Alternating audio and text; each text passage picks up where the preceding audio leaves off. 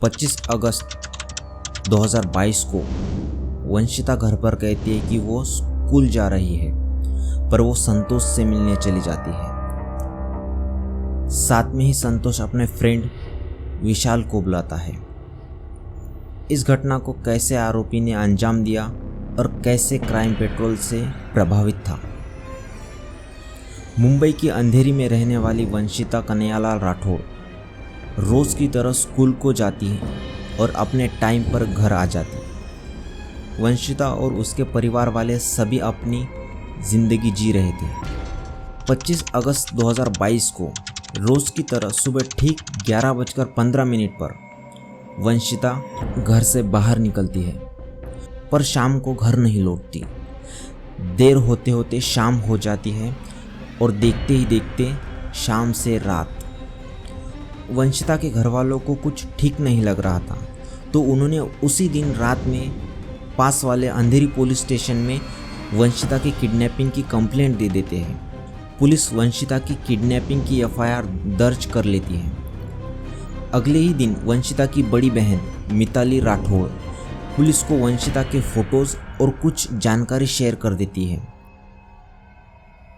25 अगस्त को दोपहर 3:30 पर नायगांव रेलवे स्टेशन के पास परेरा नगर में एक ट्रैवल बैग मिलती है। उस बैग में शव को बड़ी ही बेरहमी से मारकर डाला हुआ था। उस शव को तौलिए में लपेटकर उसके पीठ और पेट पर कई चाकू के निशान मिले। उसी बैग में कुछ कपड़े और स्कूल यूनिफॉर्म भी थे। पुलिस तुरंत शक के आधार पर मिताली राठौड़ को कॉल करती है और बॉडी के बारे में बताती है। साथ ही साथ उसे बॉडी पहचान करने के लिए पुलिस स्टेशन बुला लेती है। पुलिस मिताली को बॉडी देखने के लिए बोलती है। मिताली बॉडी देखती है और पहचान लेती है कि ये वंशिता ही है और पुलिस को बताती है। अब ये कंफर्म हो चुका था कि वंशिता का मर्डर हो चुका है। अब पुलिस इस जांच में लग जाती है कि ये किसने किया और आरोपी कौन हो सकता है। पुलिस स्टेशन पर लगे सीसीटीवी फुटेज चेक करती है, तो सीसीटीवी फुटेज में 2 लड़के बैग के साथ दिखे। ये वही बैग था जिसमें वंशिता की लाश मिली थी। जांच में पता चलता है कि सीसीटीवी में दिखने वाले एक लड़के का नाम संतोष मखवान है और दूसरे का नाम विशाल अभिनव है। जब जांच के लिए पुलिस इनके घर पहुंचती है तो पता चलता है कि वो दोनों ही अपनी जगह से लापता है। 27 अगस्त को विरार स्टेशन पर लगी सीसीटीवी रिकॉर्ड में संतोष की तस्वीर मिली। आसपास के लोगों से पूछताछ करने पर कुछ पता नहीं चल रहा था। उस इलाके में दोनों को कोई जानता भी नहीं था। बस अब एक ही रास्ता था, वो था सीसीटीवी फुटेज। पर अब पुलिस वालों के पास सबसे बड़ी चुनौती ये थी कि इतने सारे सीसीटीवी फुटेज चेक करना आसान नहीं था और उन दोनों ने अपने मोबाइल फ़ोन भी बंद किए हुए थे। सीनियर पुलिस इंस्पेक्टर बर्वे के मुताबिक अहमदाबाद से अजमेर तक के 2000 से ज़्यादा सीसीटीवी फुटेज खंगाले जाते हैं। पुलिस को यह जानकारी मिलती है कि आरोपी अपने गांव पालनपुर में छिपे हैं। जैसे ही पुलिस को यह जानकारी मिलती है तो उनकी तलाश में तुरंत पुलिस निकल जाती है और उनके गांव और रिश्तेदारों के घरों की तलाशी ली जाती है, पर वहां से आरोपी भाग जाने में सफल हो जाते हैं। चोर पुलिस की कहानी चल ही रही थी कि इसी बीच शुक्रवार शाम को गुजरात के पालनपुर के स्थानीय लोगों ने पुलिस को बताया कि संतोष और विशाल को एक लॉज में देखा गया। एपीआई समीर गजदरे के नेतृत्व में स्थानीय पुलिस को सूचित किया और शनिवार की रात 1 बजे लॉज पर छापा मारा और दोनों को गिरफ्तार कर लिया जाता है। यही से पता चलता है कि आरोपी ने ऐसा क्यों किया और घटना को कैसे अंजाम दिया। निर्मल नगर पुलिस के अनुसार संतोष अपने माता पिता के साथ बांद्रा में रेलवे कॉलोनी के पीछे एक बंगला में रहता था। स्कूल छोड़ने के बाद वह अपना खर्चा चलाने के लिए छोटे मोटे काम करता और अपना गुजारा बसर करता। विशाल भी अपने दोस्त की तरह स्कूल छोड़ने के बाद बेरोजगार था। वह जुहू के मोरा गांव में अकेला रहता था, जबकि उसके माता पिता उसी इलाके में अलग अलग रहते थे। संतोष की मुलाकात वंशिता से सोशल मीडिया पर होती है और जान पहचान बढ़ती जाती है। धीरे धीरे दोस्ती और दोस्ती से प्यार हो जाता है। दोनों के बीच बातचीत बढ़ने लगी और वे दोनों मिलने लगते हैं। एक दिन संतोष और वंशिता मिलने का प्लान बनाते हैं। वंशिता घर पर क्या बोलकर निकलना है ये सोच लेती है। वंशिता की बहन मिताली के मुताबिक वंशिता ने स्कूल पिकनिक पर जाने का प्लान बनाया था। 25 अगस्त को वंशिता अपने माँ बाप से कहती है कि वो स्कूल जा रही है। घर से थोड़ी दूर निकलने पर वो संतोष से मिलने चली जाती है। साथ में ही संतोष अपने फ्रेंड विशाल को बुला लेता है। वरिष्ठ पुलिस निरीक्षक बर्वे के अनुसार घटना वाले दिन संतोष के साथ वंशिता ने दोपहर में काफ़ी समय बिताया था। पूछताछ में ये भी पता चलता है कि दोनों फिजिकल भी हुए थे। काफ़ी समय बिताने के बाद वंशिता ने संतोष से कहा कि अब वो कभी उसे नहीं मिलेगी। इसी बात को लेकर उनके बीच काफ़ी नोकझोंक हुई। बात काफ़ी आगे बढ़ने पर संतोष ने अपने दोस्त को इशारा किया कि वो वंशिता पर चाकू से वार करे। तभी विशाल ने पीछे से उसकी पीठ पर 3 से 4 बार चाकू से वार किया।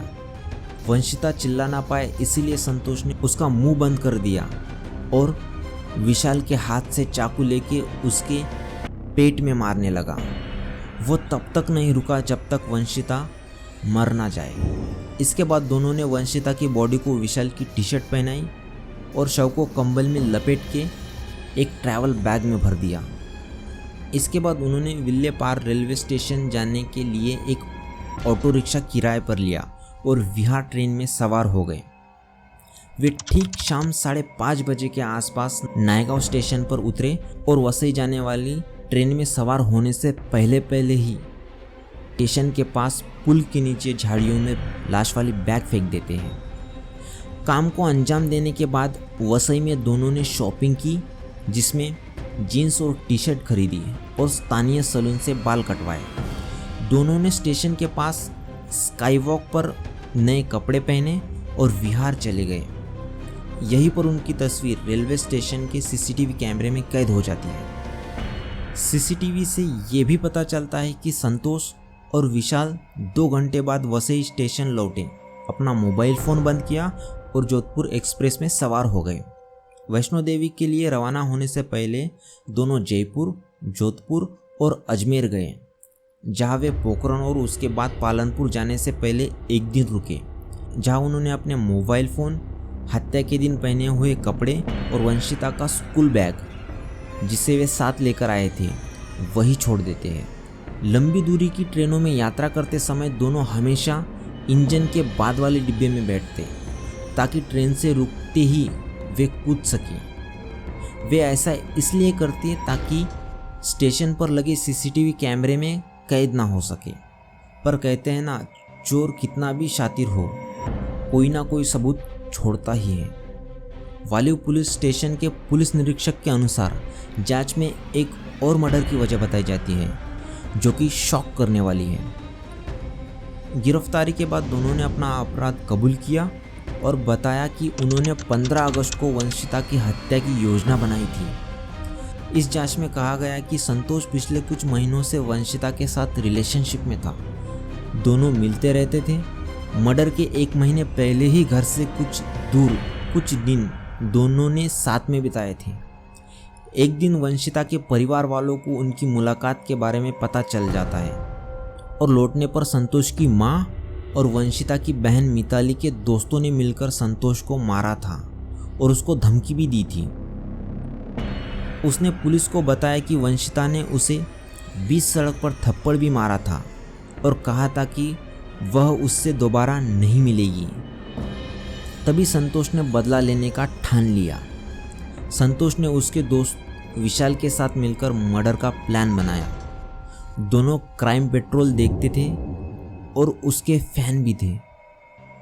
इससे उन दोनों में इतना कॉन्फिडेंस आया था कि वो कहते कि हम कभी पकड़े ही नहीं जाएंगे। अब संतोष को वंशिता को किसी भी तरह पास बुलाना था। उसने वंशिता को एक और बार भरोसा दिलाया कि वो किसी को पता नहीं चलने देगा कि हम मिले थे। वो बोलता, मैं भी किसी को नहीं बताऊंगा और तुम भी मत बताना, इससे किसी को नहीं पता चलेगा। इसी झांसे में वंशिता आ गई और संतोष से मिलने के लिए मान गई। विशाल के पास पैसे नहीं थे तो उसने 15 अगस्त को अपनी माँ का सोने का मंगलसूत्र चोरी कर लिया और उसे 2 लाख में बेच दिया। दोनों ने वंशिता का खून करने के बाद इसी पैसे का इस्तेमाल शहर से भागने के लिए किया था। केस का फैसला आने के बाद जब मिताली से सवाल पूछा जाता है तो वो कुछ इस तरह से बताती है, मैं अपने माता पिता के सामने बैठी थी लेकिन मुझे अपना चेहरा सीधा रखना था। पुलिस के फ़ोन कॉल के कई घंटे बाद हमें वंशिता का शव देखने की अनुमति दी गई। मेरी याददाश्त बहुत धुंधली हो गई थी। मुझे बस उसका चेहरा याद है जो कि उसके नॉर्मल चेहरे से 3 गुना ज़्यादा फुला हुआ था और उसका शरीर इधर उधर हो चुका था। इस कहानी को सुनने के बाद आपको क्या सीख मिली और आखिरकार गलती किसकी थी? ये स्टोरी अपने फ्रेंड्स और फैमिली के साथ ज़रूर शेयर करें क्योंकि इससे फ़र्क पड़ता है।